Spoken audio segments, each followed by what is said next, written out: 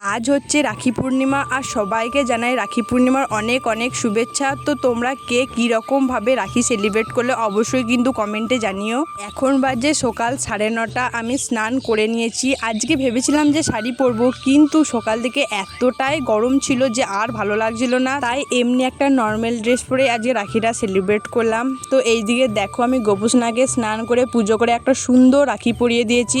রাখি পূর্ণিমা বলে কথা, আর গোপুসোনাকে কি লাড্ডু খাবো না তা কি হতে পারে? তাই গোপুসোনাকে একটা লাড্ডুও খাইয়ে দিয়েছিলাম।